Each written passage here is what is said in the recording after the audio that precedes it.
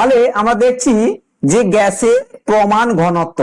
আজকে কিন্তু এই টপিকটা নিয়ে আলোচনা করব। ফার্স্ট আমি বলে দিয়েছি, তাহলে গ্যাসের প্রমাণ ঘনত্ব কিভাবে আমরা এক্সপ্লেন করব এবং সেখান থেকে এই বাষ্প ঘনত্বের সাথে এটা আণবিক ভরের রিলেশন বের করব আমরা। ক্লিয়ার? তো চলো, যে গ্যাসের বাষ্প ঘনত্ব কাকে বলবো আমরা? নরমালি আমরা যে কোনো আয়তনের গ্যাসটাকে যদি আমি তাকে গ্রামে প্রকাশ করি, তাহলে যে ভরটা পাবো তাকেই কিন্তু আমরা বাষ্প ঘনত্ব বা প্রমাণ ঘনত্ব বলবো আমরা গ্যাসের। তো চলো কি বলছে, একই চাপ ও তাপমাত্রায় বা উষ্ণতায় 1 লিটার আয়তন বিশিষ্ট কোন গ্যাসকে যদি গ্রামে প্রকাশিত ভরটাকে কি বলবো? ওই গ্যাসের প্রমাণ ঘনত্ব বলবো আমরা। বুঝতে পারলাম কি বলছি?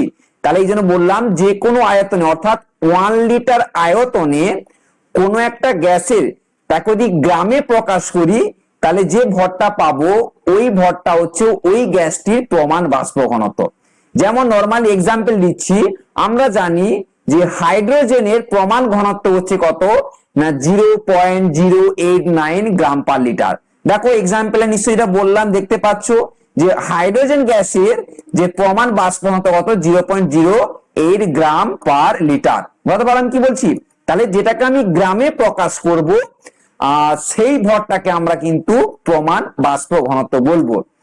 এই গ্যাসের বাষ্প ঘনত্ব থেকে আমরা একটা খুব ইম্পর্টেন্ট একটা টপিক পড়ে নিব, যেটা হচ্ছে আপেক্ষিক ঘনত্ব বা বাষ্প ঘনত্ব বলবো। কি বলবো? আপেক্ষিক ঘনত্ব বা বাষ্প ঘনত্ব।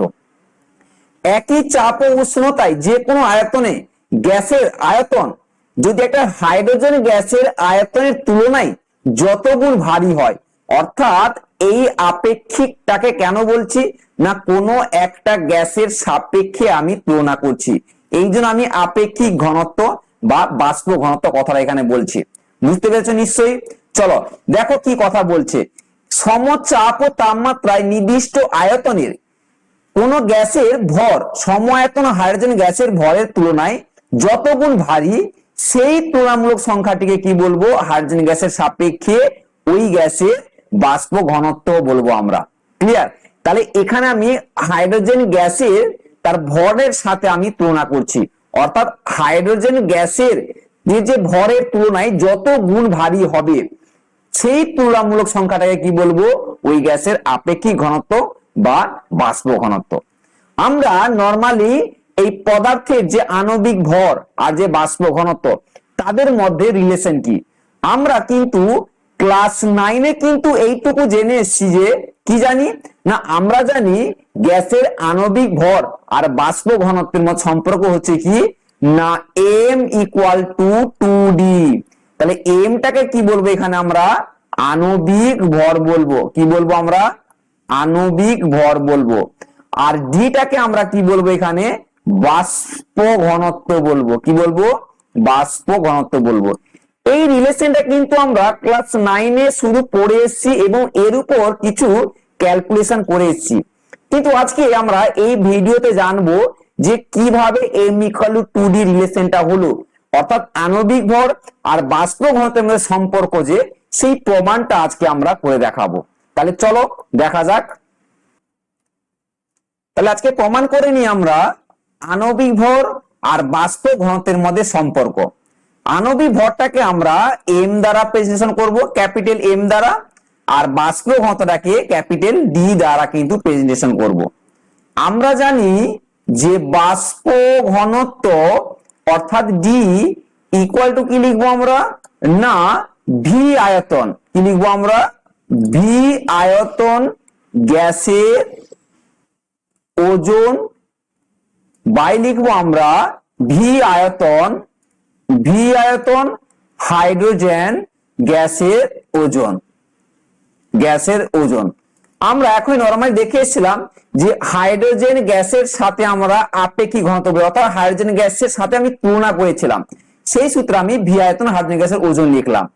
এবার এইটাকে আমরা নরমালি এইভাবেও লিখতে পারবো। কিভাবে না, যদি অ্যাভোগাড্রোর প্রকল্প অনুযায়ী বলি, কি জানি আমরা যে একই চাপ ও উষ্ণতায় V আয়তন গ্যাসের ক্ষেত্রে যদি n সংখ্যক অণু থাকে, তাহলে V আয়তনে হাইড্রোজেন গ্যাসের কত হবে? তাহলে n সংখ্যক অণু বর্তমান থাকবে হাইড্রোজেন গ্যাসের ক্ষেত্রে। তাই চলো আমি সেইটা লিখছি। তাহলে এইটাকে আমি এইভাবে চেঞ্জ করে দিলাম যে এন সংখ্যক কত লিখবো আমরা না এন সংখ্যক গ্যাসের অণুর ওজন বলবো আমরা কি বলবো আমরা অণুর ওজন বলবো বাই এন সংখ্যক হাইড্রোজেন গ্যাসের অণুর ওজন বলবো। বুঝতে পারলাম কি বলছি?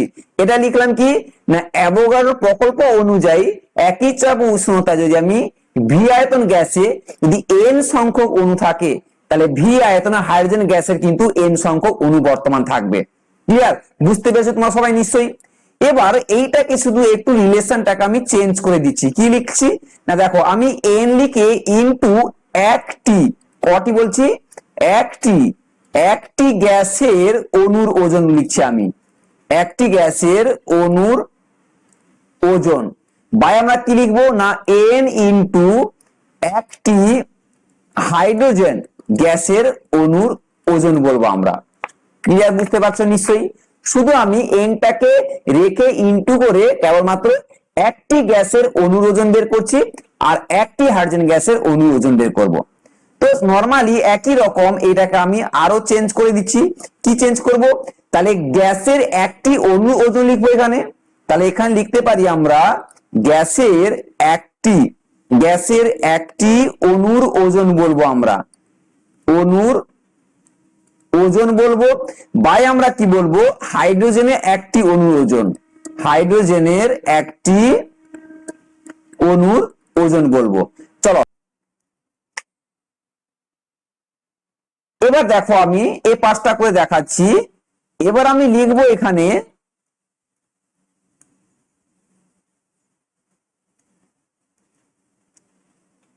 এবার আমি লিখতে পারি এখানে কি লিখতে পারি না গ্যাসের একটি অণুর ওজন বাই হাইড্রোজেনের একটি অণুর ওজন। তাহলে এখানে আমি লিখতে পারি গ্যাসের একটি অণুর ওজন লিখতে পারি আমরা যে গ্যাসের একটি অণুর ওজন যেটা লিখলাম ওইটা আমি এ পাশে লিখে নিচ্ছি একবার অণুর ওজন বাই হাইড্রোজেন গ্যাসের একটি অণুর ওজন। ওকে, এইটা ইকুয়াল টু আমরা লিখতে পারি আমরা কি না গ্যাসের আণবিক ওজন গ্যাসের আণবিক ওজন ইকুয়াল টু লিখতে পারি 2 ইনটু হাইড্রোজেনের একটি পরমাণুর ওজন। আমি এখানে কি লিখলাম বলতো?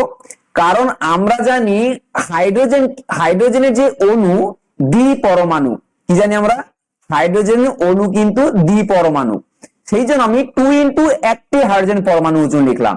ক্লিয়ার? বুঝতে পারছো নিশ্চয়ই?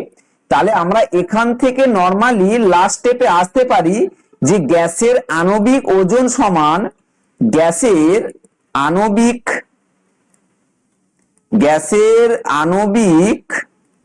ওজন ইকুয়াল টু লিখতে পারি 2 ইনটু হাইড্রোজেনের পারমাণবিক ওজন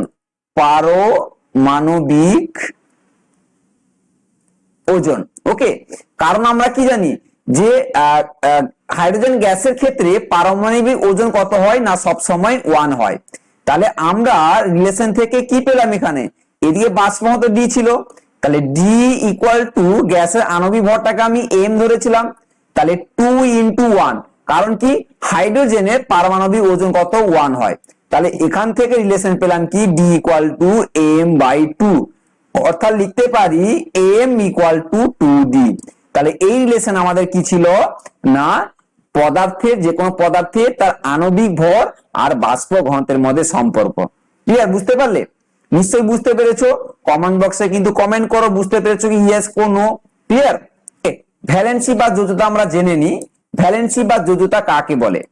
দেখো কোন একটা মৌলের পরমাণু যতগুলো হাইড্রোজেন পরমাণুর সাথে যুক্ত হয় বা যতগুলো মৌল ওই হাইড্রোজেন পরমাণু দ্বারা প্রতিস্থাপিত হয় সেই সংখ্যাটিকে আমরা কি বলবো ভ্যালেন্সি বা যোজ্যতা বলবো। বুঝতে পারছি কি বলছি?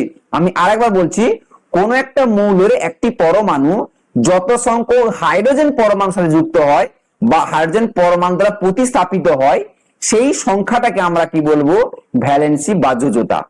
কোন মৌলের একটি পরমাণু যতগুলি হাইড্রোজেন পরমাণুর সাথে যুক্ত হয় কিংবা হাইড্রোজেন ঘটিত কোন যৌগ থেকে মৌলটি একটি পরমাণু যত সংখ্যক হাইড্রোজেন পরমাণুকে প্রতিস্থাপিত করে সেই সংখ্যাটাকে কি বলবো, এই মৌলের যোজ্যতা বা ভ্যালেন্সি।